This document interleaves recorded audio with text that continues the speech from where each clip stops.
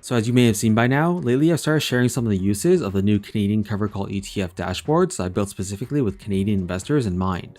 This is for both beginners who are just starting out and also those who already invested in a few of these ETFs and would like to track the total return performance over time. So in this video, I'll go into greater detail as to how this can be a helpful research tool for beginners, but also be used as part of your daily analysis or investment understanding. You can also use this as a way to look at how similar ETFs are also performing in relation to your own, and then to evaluate if you would like to add or swap into it in the future. I've seen online where countless investors are comparing ETFs incorrectly when it comes to understanding the total return. Many of the comparisons don't account for the impact of currency hedging, knowing what the actual underlying stocks are, or understanding the difference between total return performance and the price performance. This is why I've decided to do all the upfront work and put all the different strategies and ETFs on a single dashboard, where you can easily compare everything in just a single glance. I've made these with the intent of simplifying the due diligence process, so you can make better informed decisions and avoid missing out on potential opportunities. By using the dashboards, you'll see how your investments are performing, and be able to understand why it could be doing better or worse at this moment in time. Not all covered call products are the same, and there are definitely some better than others. If this tool can help you avoid those, it will easily have paid for itself over time. So if you're interested in this type of content and want to help support the channel, feel free to like and subscribe for future videos. There will be a link in the description to the Patreon where you can become a member to get access to all of these dashboards and other spreadsheets as well. Thanks in advance, and now let's get into all the details.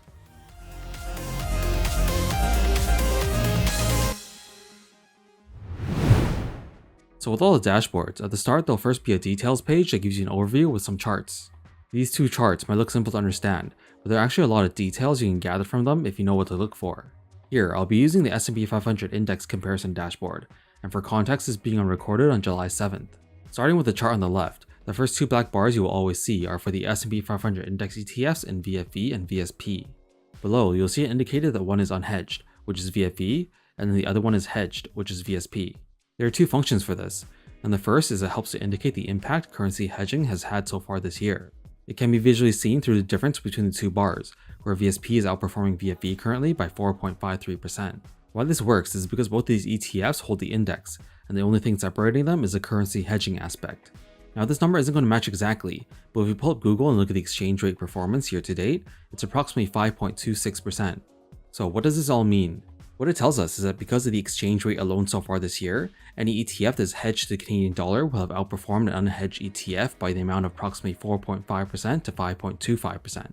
If we look at the other ETFs on this chart, it's quite clear here which ones are the hedged ETFs and which ones are the unhedged ETFs, based on the differences in height of the bars. So those of which are much higher are the hedged ETFs, and then the ones that are much lower are the unhedged ETFs.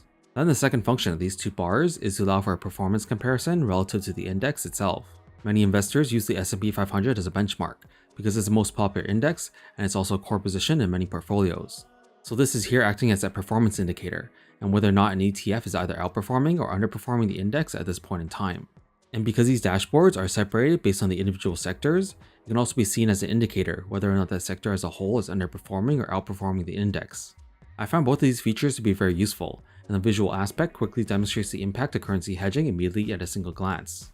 I'll get into much more detail on how to read individual ETF performances later on in the video through some examples, but for now we can move over to the chart on the right.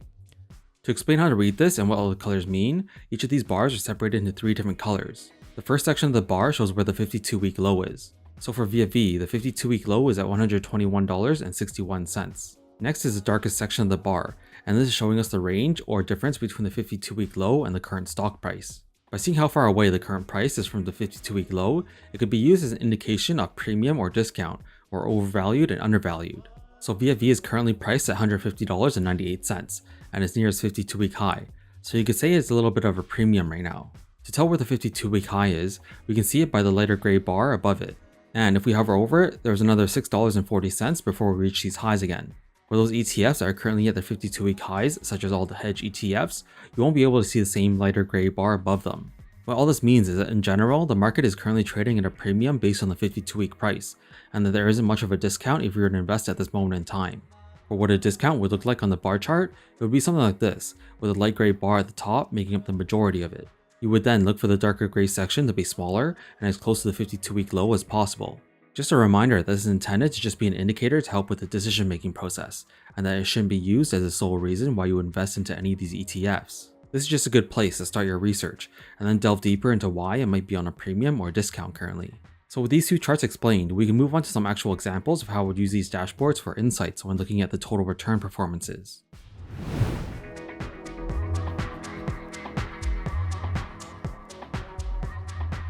So as a Patreon member, you'll have access to the 21 currently available dashboards on Google Drive. These are going to be spread across a number of sectors and industries, so you can go through each one of these and take a look at their performances. For the beginners, this will allow you to pick and choose the sectors which you would like to construct your portfolio with. In this first example, I'll go over the S&P 500 index dashboard, and then a sector-based one afterwards with Canadian utilities. So when looking for opportunities or an understanding of performance, one of the first things I look at is the currency hedging. As we already established earlier, the Canadian dollar has done well so far this year, and so a currency hedge ETF will have an outperformance of approximately 4.53%. If you think the impact that currency is temporary and will reverse, then you might see buying into one of these ETFs are unhedged as an opportunity and can try and take advantage of that. If instead you think the US dollar is going to continue to weaken against the Canadian dollar, then you could be looking at investing in a hedge ETF position for this outperformance to continue. So this is just one of the ways you can look at this, but in general the main purpose is to help understand the differences in performance between these ETFs. The next thing I would look at is how each of the underlying strategies have performed when compared to one another. So among the hedged ETFs, these first four are growth focused and are basically just holding the index with very little differences between them. Then the other two here are ESPX and HYLD, which use a cover call strategy to generate the monthly distributions. Year to date on the chart, we have ESPX showing a 4.48% total return and HYLD showing a 5.39% total return. To help understand the differences between these two, if we were to invest into just one of them, we can scroll down to find the individual ETF details for further information. At the top section here, we can see that both of these have monthly distributions, with ESPX having a 10.98% yield and HYLD with a 12.82% yield. Further down, we'll get to see the differences in fees and some other information. In general, the fees for HYLD are higher than that of ESPX, but that's because of the additional 25% leverage it uses to help boost the overall performance. Another component that would impact the performance would be the portfolio coverage. This is the percentage of the portfolio being used to generate the monthly distributions you receive.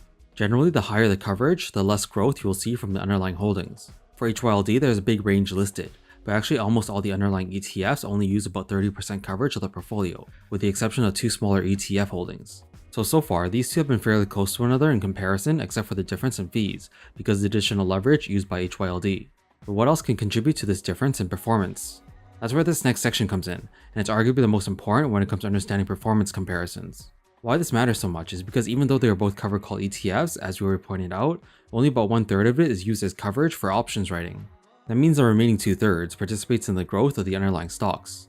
This is why you should be looking at comparing ETFs with the exact same holdings in order for it to be fair. So you can say that HYLD being used here as a comparison is a bit unfair, as it's intended to only be broadly similar to the index and not be a direct alternative. But with the way it's been put together and composed, many see it interchangeable as an S&P 500 index position in many portfolios. Now, with the full picture, we can make a guess for why HYLD has outperformed ESPX so far this year. Some of the reasons would likely be a combination of the additional 25% leverage being used, the more concentrated selection of underlying stocks, and then the cover call writing performance of the fund managers. We can't know for sure without the actual numbers, but this is a fair prediction to identify the possible reasons why. Another comparison that is often made is to USCL, as these two are usually compared to each other by many passive income investors. The first obvious difference is the currency hedging, so that would explain for approximately 4.53% of the difference. Both of these use 25% leverage, so there's no impact there. So then the remaining 2.79% would likely be explained by the difference in portfolio coverage, the concentrated selection of underlying stocks in HYLD, and then the cover call writing performance of the fund managers. And because of these differences, you could say that USCL is underperforming HYLD so far year to date. Moving on, we can now look at the 52-week high and low chart for more context. We can see that both HYLD and ESPX are basically at or very near their 52-week highs. In the case of USCL, it would be further away due to the currency hedging and its underperformance so far this year. So if you were to invest in either HYLD or ESPX right now, you'd be looking for the market to continue higher, and for the Canadian dollar to continue its strong performance. If you were to invest in USCL, you would be looking for the US dollar to strengthen up again, and for the fund managers to put together a stronger performance going forward in order to catch up to the rest of these ETFs. Now, that's just only looking at one part of the spreadsheet, and only looking at the most recent year-to-date performance. We can now switch over to the next tab and also look at the historic performance with different dates to compare. The total return numbers you see here are going to be the same as the previous sheet, because they all started from the beginning of this year. So we'll now change both the dates to the start of 2024, and this is because it was when HYLD reconstituted its holdings and replaced all the underlying ETFs with their own ETFs. For the hedge ETFs, you can see that most of them are actually within the same range, except for ESPX. So even on a longer time frame, ESPX is still behind HYLD in total return performance. And again, this is likely due to the same reasons mentioned before, where HYLD uses 25% leverage, has more concentrated selection of stocks, and possibly better performance in their options writing. As for HYLD, it has kept up for the most part, and at worst, it's approximately 1% behind the highest total return growth ETF. This is why HYLD still continues to have a place in most portfolios for those who are looking for passive income. Then for the unhedged ETFs, we'll have two of them that will say invalidate because they were not launched yet at this point in time, so we'll have to exclude them. USCC is the worst performing one out of this group, but by adding 25% leverage to USCC, the performance in USCL improves, and it is currently behind VFB by about 3.5% since the start of 2024. So while it's not ideal to underperform, you have to acknowledge that it's a possibility with this strategy, and it's a trade-off you have to take for a consistent monthly distribution. What I would like to showcase though is the ease of being able to compare all these ETFs at a single glance. So while USCL has underperformed VFB during this period, it has actually outperformed all the hedge ETFs in the section above, likely because of the currency hedging aspect. This is because the US dollar has remained strong over this time, and again shows you can't ignore the impact of currency hedging when it comes to comparing ETFs. Now let's do one more example with a different dashboard that's focused only on the Canadian utility sector. There's going to be a bit more variance to these, because even though they're all in the same sector, each of these ETFs contain slightly different holdings from each other. So these are not exactly direct comparisons, but only meant to be similar ones to each other. In this first chart, you'll see that overall the sector is doing well and in the green, with almost all of them beating the S&P 500 index in VSP. The best performing one appears to be Util, then ZUT, XUT, and HUTS. UMAX appears to be the worst performing one, and is the only one that's actually underperforming the index. UT sits somewhere in between, but is much closer in performance to the other growth ETFs than UMAX. All these ones highlighted here are growth stocks, so the only reason for the variance between them is due to the underlying holdings. The remaining two here are both covered call ETFs, so let's start with diving a bit deeper to figure out why these are performing so very differently from each other. First, these are both holding Canadian companies, so there isn't any currency hedging impact that will influence the performance. So we'll now scroll down to look at the actual details of each ETF to try and identify some of the other potential reasons. Starting at the top, both of these have monthly distributions, with UMAX at a 14.41% yield and UTS at an 18.34% yield. Looking down further on the page, we'll see the fees. This time, we can't really compare based on fees, because UTS is too new and hasn't been out for a year yet. So we'll move on to the covered call details, and we see that there are some slight differences in their strategies. UMAX uses covered calls, but doesn't use any leverage. This means in order to boost the yield, it has opted to increase the portfolio coverage up to 50%, and risk giving up more of the upside appreciation from the underlying stocks. UTS on the other hand has 25% leverage, so it doesn't need as high of a portfolio coverage like UMAX, and can get away with up to 33% options writing. Then if we look at the actual holdings, there's some more differences in what they hold as their underlying stocks. What we want to look for here is what holdings could have led one of them to outperform or underperform the other. So excluding all the holdings that are the same between them, we are left with a handful of stocks. Now if we pull up the charts for year-to-date performance on all of them, we can see that Alta Gas, which is a holding in UTS, has performed very well so far this year. In comparison, the 4 stocks in UMAX are a little bit mixed, and have not performed to the same degree of Alta Gas. What we also have to be aware of is that UTS has fewer or a more concentrated amount of holdings compared to UMAX. That means the impact of Alta Gas is greater on the overall performance of the ETF, because it makes up much more of the allocation.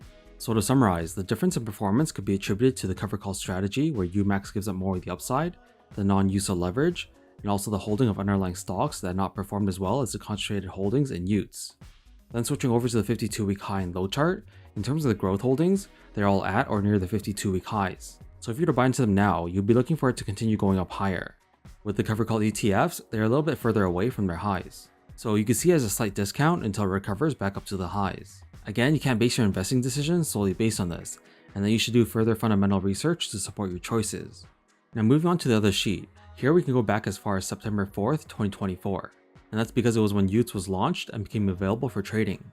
While at first glance it might look like the cover call ETFs are severely underperforming the growth ETFs, you have to remember that all these ETFs are holding different underlying stocks. So while there are some similarities in the holdings, these first 4 ETFs are holding additional stocks that perform very well over this time period and have led to the graded total returns you see here. If we look at just the cover call ETFs, we can see that UTS comes out ahead of UMAX again when starting from its inception. This comparison is only over a period of about 10 months, but this has been a consistent outcome so far. There is a chance it could all change in the future, and this would be something which you could continue to track using this dashboard if you end up becoming a member of the Patreon. So in any case, these are just some of the ways I've built and intend for these dashboards to be used. If you're interested in gaining access to these for yourself, these are part of a Patreon subscription for $3 a month, or it would be 10 cents a day if you divide it up by 30 days. There are currently over 245 ETFs or stocks being used in these comparisons, and over 125 of them are covered call ETFs spread across 21 individual dashboards. They cover most of the major indexes or industries so far, but there are still some others I can still add to the collection in the future. I've also built a YieldMax ETF dashboard as well, because I know many of us invest in them for their high monthly yields. Along with the subscription, I'll also be offering to build other types of spreadsheets as well for analysis, based on the interest from the private Discord community that is also included. All this is to help in continuing to support the channel, so I can keep making quality content for everyone. I'm also excited to say we're just about 200 subscribers away from the goal of 2,000 subscribers for this year. This is way ahead of schedule, and I want to say a big thank you to those who are currently subscribed so far for making this happen. And with that, I'll see you in the next video.